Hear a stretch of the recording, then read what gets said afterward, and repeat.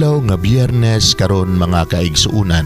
Petsa 28 sa bulan sa Enero, tuig 2022. Ang pagbasa kinutlo gikan sa Ebanghelyo sumala ni San Marcos, Kapitulo 4, versikulo 26 ngadto sa 34. Unya mipadayon si Jesus pagsulti.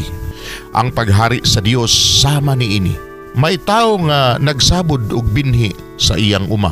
Adlaw-adlaw nagpadayon siya sa iyang buluhaton. Miturok og bitubo ang mga binhi sa paagi nga wala niya hisabti.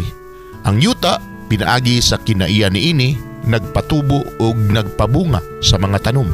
Maoy muuna ang linghod nga punuan ug musunod ang iyang uhay ug unya ang busok nga mga lugas. Og inig kahinog na galabon kini kay ting-ani naman.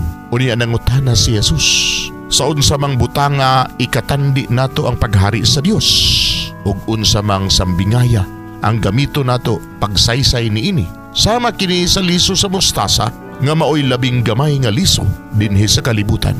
Kun itanom kini ug mutubo na, mahimo kining labing dako sa tanang tanom. Managko ang iyang mga sanga ug dinhi magpasilong ug magsalag ang mga langgam. Nagwali si Jesus ngadto sa mga tao, ginamit ang daghan pang mga sambingay nga sama niini.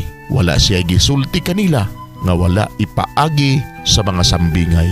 Apan kun ang iyang mga tinun-an na lamang ang kauban niya, iyang ipatinaw kanila ang tanan. Mga igsoon ang Ebanghelyo sa Ginoo. Daygon ikaw, o Kristo.